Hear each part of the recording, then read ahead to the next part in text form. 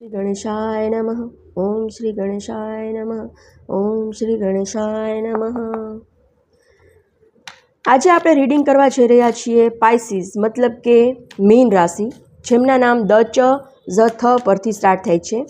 તો આજે આપણે જોઈશું કે મીન રાશિવાળા લોકોનું માર્ચનું ફર્સ્ટ વીક કેવું જશે, એમની લાઈફમાં માર્ચ મહિનામાં ફર્સ્ટ વીકમાં શું પ્રોબ્લેમ આવી શકે છે, એ પ્રોબ્લેમનું કારણ શું હોઈ શકે છે, શું એક્શન લેશે તો આ પ્રોબ્લેમમાંથી ઇઝીલી બહાર નીકળી જશે. ઓકે, બહુ જ વિચારોનું તુફાન દેખાઈ રહ્યું છે અને બોટમની એનર્જી પણ છે સ્ટક. કોઈ પરિસ્થિતિમાં વિચારોમાં સ્ટક એનર્જી છે.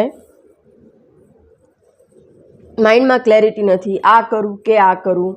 દ્વિધાજનક પરિસ્થિતિમાં છો, કોઈ જાતની માઇન્ડમાં ક્લેરિટી નથી. એ તમને નેક્સ્ટ માર્ચના ફર્સ્ટ વીકમાં આ પ્રોબ્લેમ તમને થઈ શકે એમ છે કે તમારે શું કરવું છે એ તમે ડિસાઈડ કરી શકતા નથી. તો એના માટે એનું કારણ શું છે? એનું કારણ છે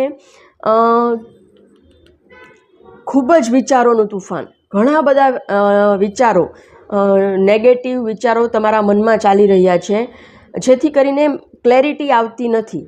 તો માઇન્ડમાં ક્લેરિટી તો નથી જ, એટલા માટે તમે આ દ્વિધાજનક પરિસ્થિતિમાં છો. શું કરવું, શું ન કરવું, એમાં શું એક્શન લેશો તો તમે આ પરિસ્થિતિમાંથી બહાર નીકળી જશો. નો ડાઉટ તમને એવું લાગી રહ્યું છે કે બધા મને ચીટ કરે છે, બેકસ્ટેપ કરે છે, કોઈ મારું નથી.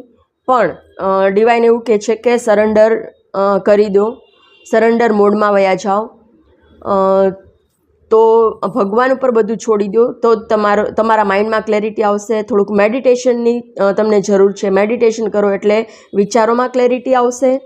તો તમને ખબર પડશે કે મારે શું કરવું છે ને શું નથી કરવાનું, કયા લોકોને મારી પાસે આવવા દેવાના છે ને કયા લોકોથી મારે દૂર રહેવાનું છે. મેડિટેશનથી મોસ્ટલી લાઈફના બધા પ્રોબ્લેમ સોલ્વ થઈ જતા હોય છે, કારણ કે મેડિટેશનમાં તમે ડાયરેક્ટ ડિવાઇન સાથે કનેક્ટ થઈ જાઓ છો અને તમે જે કાંઈ પણ મનમાં પ્રશ્ન પૂછશો એના તમને ડાયરેક્ટ ડિવાઇન તરફથી જ જવાબ મળશે.